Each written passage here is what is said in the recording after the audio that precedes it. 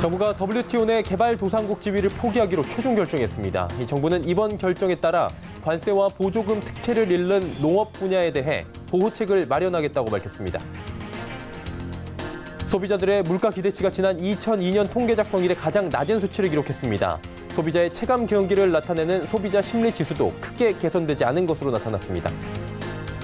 국정농단 파기환송심 재판을 맡은 정준영 부장판사가 이건희 회장의 삼성 신경영 선언을 언급하며 현재 총수의 선언은 무엇인지 생각해보라고 이재용 부회장에 당부했습니다.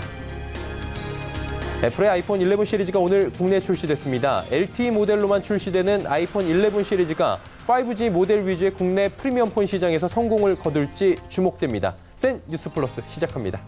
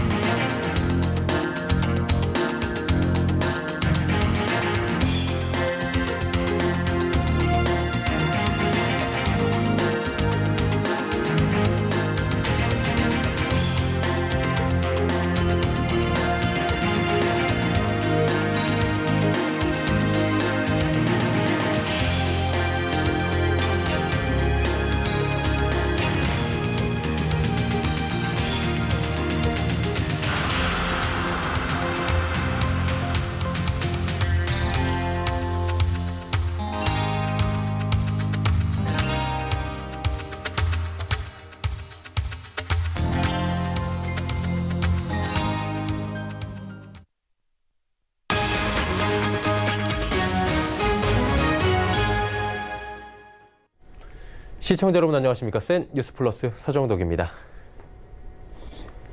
정부가 세계무역기구 WTO 내 개발도상국 지위를 포기하기로 최종 결정했습니다. 이에 따라 지난 1996년 이후 개도국 지위를 유지하면서 농업 분야에서 받아온 관세와 보조금 특혜를 적용받을 수 없게 됐는데요. 피해가 우려되는 국내 농업의 민간 분야에 대해서는 보호책을 마련한다는 방침입니다. 보도에 정세미 기자입니다. 정부는 오늘 홍남기 경제부총리 주재로 정부 서울청사에서 대외경제관계장관 회의를 열고 미래협상에서 개도국 특혜를 주장하지 않기로 결정했다고 밝혔습니다. WTO에서 개발도상국 지위를 포기한 셈입니다. 이에 따라 지난 24년간 농업 분야에서 받아온 관세와 보조금 특혜를 앞으로 적용받을 수 없게 될 전망입니다. 다만 정부는 이번 결정에도 당장 농업 분야에 미치는 영향은 없고 미래 협상에 대비할 시간과 여력도 충분하다고 설명했습니다. 우리나라는 1995년 WTO 출범 당시 개도국 특혜를 인정받은 뒤 1996년 OECD 가입을 계기로 농업과 기후변화 분야에서 개도국 특혜를 유지했습니다. 홍남기 부총리는 우리나라가 WTO에 가입한 이후 국민소득 3만 달러 이상인 9개국 가운데 하나로 성장했다며 이러한 위상을 감안하면 더 이상 개도국으로 인정받기 어려운 상황이라고 설명했습니다. 또한 우리와 경제 위상이 비슷하거나 낮은 싱가포르와 브라질, 대만 등 다른 나라들이 개도국 지위를 주장하지 않겠다고 선언한 것도 영향을 미쳤다고 덧붙였습니다. 정부는 앞으로 국내 농업의 민간 분야를 최대한 보호하기 위해 모든 노력을 할 것이라고 강조했습니다. 특히 공익형 직불제는 WTO에서 규제하는 보조금에 해당되지 않아 안정적으로 운영할 수 있으며 공익형 직불제 전환을 전제로 예산을 대폭 늘렸다고 말했습니다.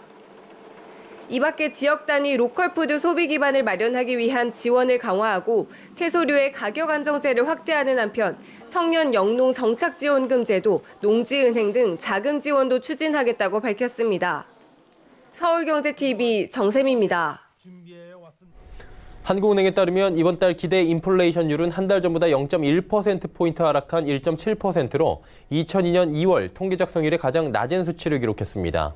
9월 소비자 물가지수가 0.4%포인트 하락했고 11월까지 마이너스 물가가 이어진다는 전망이 나오며 소비자들의 물가 기대치도 낮아진 것으로 분석됩니다. 10월 소비자 심리지수는 98.6포인트로 한 달 전보다 1.7포인트 올랐습니다. 소비자의 체감 경기를 나타내는 소비자 심리지수가 100보다 낮다는 것은 소비자들의 심리가 평균보다 비관적이라는 것을 의미합니다. 이재용 삼성전자 부회장에 대한 국정농단 파기환송심 재판을 맡은 정준영 부장판사가 이건희 회장의 사례를 언급하며 이재용 부회장에게 과제를 던졌습니다. 서울고법 형사 1부 재판장인 정준영 부장판사는 재판 말미에 1993년 프랑크푸르트에서 당시만 51세의 이건희 회장은 삼성 신경영을 선언하고 위기를 혁신으로 극복했다며 똑같이 51세가 된 삼성그룹 총수의 선언은 무엇이어야 하는지 생각해보라고 말했습니다. 판사가 재판 말미에 피고인에게 당부의 말을 남기는 것은 이례적인 일입니다. 정 부장판사는 그룹 내부에서 기업 총수도 무서워할 정도의 실효적인 준법 감시 제도가 작동되고 있었다면 이 사건 범죄를 생각할 수 없었을 것이라며 하급 직원뿐만 아니라 고위직과 기업 총수의 비리를 감시할 수 있어야 한다고 강조했습니다. 저금리 기조가 장기화되며 수익형 부동산 투자에 관심이 큰 모습입니다. 특히 다달이 월세를 받을 수 있는 오피스텔 분양이 잇따르고 있는데요. 경기도 부천에서 분양한 신중동역 랜드마크 푸르주시티 오피스텔은 평균 청약 경쟁률이 무려 354대 1에 달해 올해 상반기 최고치를 기록했다는 보도가 줄을 잇고 있습니다. 과연 사실일까요? 정창신 기자가 팩트체크해봤습니다. 기준금리 추가 인하, 지금은 부투시대. 일자리 많은 강남 송파 오피스텔 불티. 일부에선 저금리 기조가 이어지자 오피스텔 투자에 나서야 할 것 같은 분위기를 조성합니다. 정보업체들도 오피스텔 청약 경쟁률 자료를 내놓고 상반기 최고 경쟁률 단지를 소개합니다. 한 상가정보업체는 신중동역 푸르지오시티 오피스텔 경쟁률이 350대 1을 기록해 올 상반기 최고라고 분석했습니다. 대부분의 언론들도 검증 없이 이를 받아쓴 상황. 서울경제TV가 올 들어 9월까지 금융결제원 아파트 투유를 통해 입주자를 모집한 오피스텔 단지를 전수조사했더니 상반기 최고 경쟁률이라던 신중동역 푸르지오시티는 평균 21.6대 1로 확인됐습니다. 1050실 모집에 22,651명이 접수한 겁니다. 이에 대해 상가정보업체 관계자는 주택형별로 평균 경쟁률을 평균냈다면서 계산이 잘못됐다고 인정했습니다. 금융결제원을 통해 올 들어 3분기까지 총 56개의 오피스텔이 분양했습니다. 이 중 청약 마감에 성공한 단지는 15곳으로 전체의 27%에 불과합니다. 특히 대구에서 분양한 대구 테크노폴리스 줌시티 단지는 574실 모집에 단 한 명도 청약 접수를 하지 않은 것으로 나타났습니다.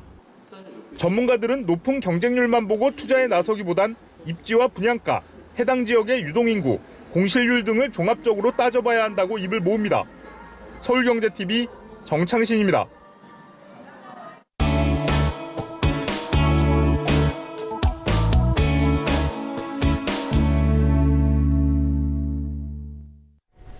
조금 전 리포트에서 보셨던 오피스텔 시장 이야기 한 걸음 더 들어가 보겠습니다. 저금리 기조가 이어지고 있습니다. 수익형 부동산인 오피스텔 시장에 자금이 몰릴 것이라는 관측이 나오고 있는데 아직까지는 입주자 모집에 실패한 단지들이 전체 물량의 70%를 넘을 정도로 청약 성적은 저조한 상황입니다. 이 이야기 부동산팀 유민호 기자와 나눠보도록 하겠습니다. 어서 오세요. 안녕하세요. 네. 일단 은행에 돈 맡기는 게 워낙 조금 주니까 오피스텔의 임대 수익을 기대하는 사람들이 많이 늘고 있어요. 근데 청약 성적은 영 신통치 않네요. 네, 초저금리 시대에 아파트 대출 규제까지 겹치면서 오피스텔이 다시 떠오르는 투자처가 될 줄 알았는데 실제 뚜껑을 열어보니까 그게 아니었던 겁니다. 한국감정원 통계에 따르면 지난해 1월 전국 오피스텔 수익률은 5.54%를 기록했는데요. 이게 점점 낮아지다가 같은 해 10월 5.46%를 기록한 뒤 1년 가까이 제자리 걸음하고 있는 상황입니다. 실제 올해 청약 현황을 쭉 살펴봐도 두 자릿수 경쟁률을 기록한 곳은 전국적으로 3곳, 그마저도 전부 돈과 사람이 몰리는 수도권이 전부였습니다. 예, 수익률도 뭐 은행 금리 대비해서는 높지만 줄어들고 있고 지금 미분양도 있다고 하는데 그래도 보니까 나름대로 선방한 오피스텔이 몇 곳 있는 것 같은데 공통점이 어떤 것들이 있습니까? 네, 그렇습니다. 이 황당한 통계 오류가 지적됐던 이 신중동역 랜드마크 프루디오시티는 일단 교통이 편리합니다. 이 단지명에서 알 수 있듯이 우선 지하철 7호선이 직통으로 연결되는 초역세권 단지인데요. 이 3기 신도시에 속하게 되면서 이 슈퍼 BRT가 조성되는 등 교통 호재의 수요자가 몰린 것으로 파악됩니다. 이 공급이 뜸했던 서울 여의도에서 분양한 이 브라이튼 여의도에도 청약 통장 2만 2천 건이 쏟아졌습니다. 이 5호선과 9호선을 이용할 수 있는 여의도역과 여의나루역 중간이 들어서기 때문에 이 더블 역세권 입지를 지녔다고 볼 수 있고 이 직주 근접 역시 우수하다는 평가입니다.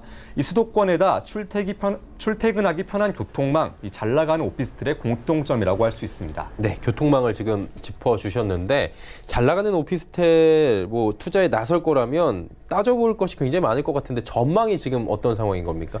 네, 앞서 말씀드린 것처럼 이 될 곳은 되고 결국 안 될 곳은 안 된다.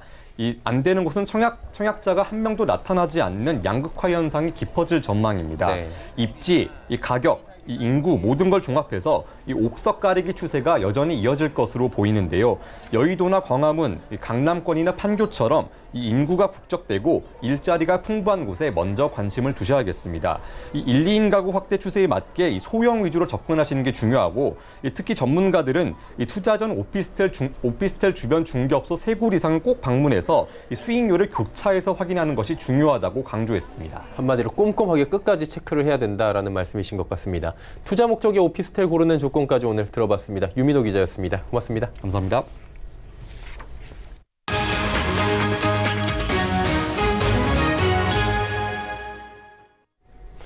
이번 주 우리 시장은 역시나 글로벌 시장의 영향을 받으며 일희일비하는 모습을 보였습니다. 거래소 시총 상위 종목들은 대체적으로 큰 변동 없이 한 주를 마무리했는데 코스닥은 상황이 조금 달랐습니다. 한 주간의 증시 흐름 앵커 리포트에서 정리해드립니다. 이번 주에도 코스피는 2100선을 회복하지 못하며 마무리됐습니다. 10월 넷째 주 코스피 시장은 1.3% 오르며 2087.89포인트에 마감했고 코스닥 시장은 0.87% 상승하며 652.37포인트의 장을 마감했습니다. 거래소 시장에서 개인은 6,923억 원을 팔았지만 기관과 외국인이 각각 3,229억 원, 3,173억 원을 순매수해줬고 코스닥은 기관이 2,550억 원을 매도했는데 개인과 외국인이 2,102억 원, 863억 원을 순매수하며 시장을 지켰습니다. 대외 변수에 취약한 상황에서 3분기 GDP까지 0.4% 상승 발표됐습니다. 올해 경제 성장률 2% 달성이 어려울 것이란 전망이 나오며 박스권 안에서 횡보하는 증시 상황을 만들었습니다. 지난주까지만 해도 미중 간의 무역 분쟁이 표류할 수 있다는 부정적 기류가 나왔는데 미국과 중국 양측에서 긍정적 메시지를 잇따라 내놓으며 며칠 만에 분위기가 180도 바뀌었습니다. EU와 영국의 브렉시트 재협상 합의에 환호하던 시장은 변수를 만났습니다. 탈퇴 협정 계획안이 영국 하원에서 부결됐고 보리스 존슨 총리는 EU 탈퇴 협정 법안 상정을 중단한다고 밝히며 조기 총선 가능성까지 점쳐지는 등 영국 정국이 소용돌이에 휩싸이게 된 겁니다. 이로 인한 당분간의 혼돈은 피할 수 없을 것으로 보이며 브렉시트는 3개월 추가 연기될 가능성이 점쳐집니다. 대장주 삼성전자는 신고가를 또다시 경신하며 5만 900원의 한 주를 마감했고 대표적 시가총액 상위 종목인 현대차와 LG화학, 신한지주 등이 지난주와 큰 변동 없이 장을 마감했습니다. 국내 캐릭터 아기상어가 북미에서 BTS급 인기를 끌고 있다는 소식이 전해지며 관련주가 급등하는 모습을 보여줬습니다. 아기상어는 유튜브 조회 37억 건 돌파, 북미 100회 순회 공연, 야구팀 응원가로 불리는 등 북미 지역에서 큰 인기를 끌고 있다는 소식이 전해지며 토박스코리아, 오로라, 삼성출판사 등이 상승했는데 특히 삼성출판사는 88.7%나 오르는 모습을 보여줬습니다. 박스권에서 답답한 흐름을 하던 거래소와 코스닥의 이번 주 흐름은 판이하게 달랐습니다. 코스닥의 기류를 바꾼 것은 단연 HLB였습니다. 지난주까지도 이미 큰 상승을 보여 주목을 받고 있던 HLB가 삼각합병, 자금 우려를 종식시키는 등의 호재를 발표하며 신고가를 높였습니다. 이로 인해 HLB, HLB생명과학, HLB파워 등 그룹주가 동시 폭등하는 모습을 보였습니다. HLB뿐만 아니라 신라젠과 코롱생명과학, 헬릭스미스 등도 동반 급등을 이어갔습니다. 이는 단순 동반 업종의 호재로 볼 수 있지만 투심이 개선되며 주가가 상승했고 이로 인해 그간 이어졌던 공매도에 대한 쇼커버링성 외국인 매수 물량이 들어오며 상승폭을 키운 겁니다. 다음 주는 미국, 중국, 독일 등 주요국 지표 발표와 더불어 미국 FOMC가 예정돼 있습니다. 추가 금리 인하 전망이 조금 더 우세한 가운데 금리 향배에 따라 시장 움직임이 달라질 수 있는 만큼 대외 변수에 주목할 필요가 있어 보입니다. 서울경제TV 서정덕입니다. 나노메딕스가 스탠다드 그래핀과 함께 그래핀 사업을 통해 700조 원 규모의 수처리 시장을 개척하겠다고 발표했습니다. 나아가 전기차, 2차 전지, 우주항공 등 응용 분야로 확대해 나가겠다는 포부입니다. 양한나 기자입니다. I'm extremely excited about the future of the Korean Peninsula. I'm extremely excited about graphene going forward. 나노메딕스의 사내 이사로 취임한 짐 로저스 로저스홀딩스 회장은 그래핀 사업의 미래 성장 가치를 강조했습니다. 전날 여의도 하나금융투자빌딩에서 열린 나노메딕스의 그래핀 사업 설명회에서 짐 로저스 나노메딕스 사내 이사와 안현용 나노메딕스 대표이사, 이정훈 스탠다드 그래핀 대표이사를 비롯한 전문가들의 그래핀 사업에 대한 발표가 이어졌습니다.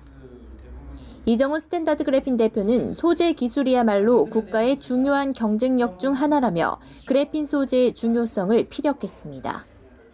소재 기술이 없기 때문에 나라의 경제가 휘청휘청 할 수 있는 그런 상황이 발생할 수 있는 것입니다. 그 기업들의 조금이나마 힘이 될 수 있는 소재를 생산하고 싶은 마음이 담겨있는 회사가 스탠다드 그래핀을 했습니다. 그래핀이라는 소재가 저는 세상을 바꿀 수 있다고 믿는 사람입니다.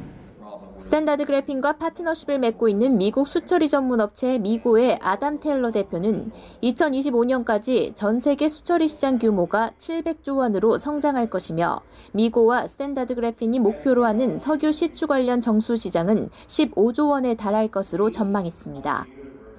시티그룹 CTO와 나사 연구원장 등을 역임한 요비 벤자민 그래핀랩스 대표는 실리콘밸리에서 다양한 기업들과 함께 그래핀 사업을 활성화시키는 엑셀러레이터 역할을 맡기로 했습니다. Further, there's a lot of capital in Silicon Valley. So between innovation, capital, and human resources, we think that would greatly help the future of graphene. 서울경제TV 양한나입니다. 애플의 아이폰 11 시리즈가 오늘 국내에 출시됐습니다. 국내 프리미엄폰 시장이 5G 모델 위주로 재편된 가운데 LTE 모델로만 출시되는 아이폰 11 시리즈가 선전을 이어갈지 주목됩니다. 어제까지 진행된 통신사 사전 예약에서 아이폰 11 시리즈의 예약 판매량은 전작과 비슷한 것으로 나타났습니다. 당초 업계에서는 국내 5G 시장이 빠르게 성장하고 있는 상황에서 아이폰 11 시리즈가 LTE로만 나와 수요가 떨어질 것이라는 예상이 지배적이었습니다. 하지만 우선 미국과 일본 등 1차 출시국에서 소비자들의 반응이 예상보다 긍정적이었던 데다 국내에선 이 통사들의 5G 품질에 만족하지 못하는 고객이 많아 초기 예약 판매량이 기대보다 많아진 것으로 분석됩니다. LG화학은 오늘 3분기 실적 발표 컨퍼런스 콜에서 전기차 배터리 생산 능력을 내년 말 기준 100GWh로 전망하며 글로벌 완성차 업체들과 합작법인 설립을 추진하고 있다고 확인했습니다. LG화학은 내년 전기차 배터리 매출을 약 10조 원으로 기대하며 전기차 배터리 수주 물량에 대응하기 위해 해외 거점을 중심으로 캐파를 계속 증설하고 있다고 설명했습니다.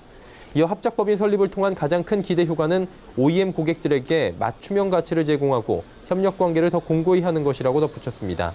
한편 LG화학은 3분기 연결 기준 영업이익이 3,803억 원으로 작년 동기 대비 36.9% 감소한 것으로 잠정 집계됐다고 공시했습니다.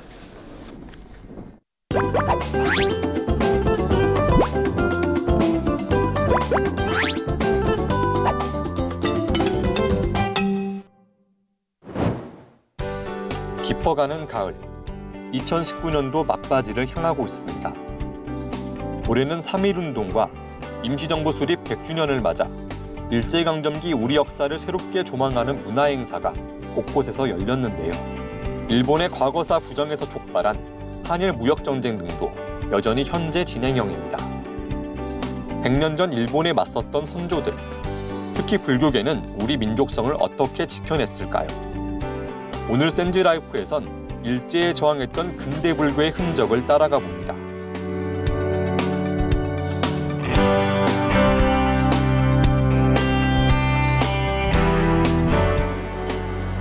전시관에 들어서자 눈길을 끄는 태극기 한 점. 불에 타 깊게 파인 흔적에 상태가 온전치 않지만 태극무늬는 선명합니다. 서울 북한산 아래 진관사에서 발견된 이 태극기는 일장기 위에 먹을 덧칠한 겁니다. 진관사에서 독립운동을 하셨던 백초월 스님의 일품이라고 알려져 있습니다. 진관사 태극기는 등록문화재로 지정된 이후 국내에 첫 공개되는 사례입니다. 기존에는 공개되지 않았고요. 아마도 동국대박물관에서 진관사 태극기를 전시하기 위해서 많은 노력을 기울였습니다. 일제에 맞서다 순국한 백초월 스님이 독립신문 등 여러 문서를 쌓아놓던 도자기였는데 10년 전 사찰의 가장 흥미진 곳인 칠성각 벽안에서 발견됐습니다. 이번에 한일 그 3.1운동 100주년이었기 때문에 그 진관사 태극기가 원본으로 동국대학교 박물관에서 전시된다는 게 가장 중요하지 않을까라고 생각이 되고요. 전시 작품이 하나하나가 의미하고 있는 그 독립운동, 불교에서 어떻게 독립운동을 했는지에 대해서 조금 깊이 느낄 수 있어서. 동국대학교 서울 캠퍼스 박물관은 지난 15일 3.1운동과 임시정부 수립 100주년을 기념해 특별전 근대불교의 수호자들을 개최했습니다. 이번 특별전은 100년 전 근대 항일운동의 선봉이 됐던 당시 불교계의 활약상과 고유 정신이 담긴 여러 발자취를 한데 모았습니다. 3.1운동에 적극적으로 참여해 독립을 외쳤던 불교계 인사들. 비밀리에 임시정부로 독립자금을 보내 뒤를 바쳤고 나라 밖에서도 싸움을 이어갔습니다. 전시회를 찾은 학생들은 꼿꼿이 탄압에 저항했지만 잘 조명되지 않았던 우리 불교의 의미를 되새겼습니다. 진관사 태극기를 비롯한 워낙 중요한 작품들도 많이 나왔지만 그런 격동의 시대에서 한국 불교의 대중화를 지키기 위해서 선학원이라든가 성문의범이라든가 아주 의미 있는, 그러니까 잘 알려지지 않았던, 그동안 조명되지 않았던 우리 한국 근대 불교를 수호하기 위한 많은 분들의 노력을 실질적으로 좀 실견할 수 있는 기회. 묵직한 청량사명 범종은 외세계 물결이 거셌던 시대에 우리 전통 방식을 그대로 지켜냈고 대표적인 근대 불화로 꼽히는 흥천사 감로도는 일제강점기 일상을 생생하게 담았습니다.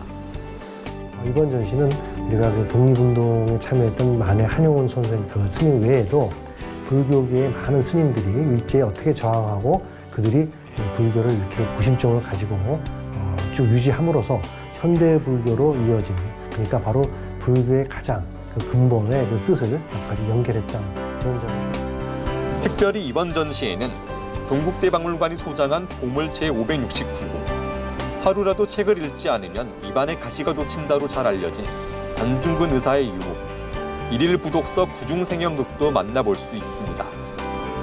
이번 특별전은 12월 13일까지 이어집니다. 서울경제TV 유민호입니다. 오늘 저희가 준비한 소식은 여기까지입니다. 편안한 주말 보내시길 바랍니다. 뉴스 마칩니다. 고맙습니다.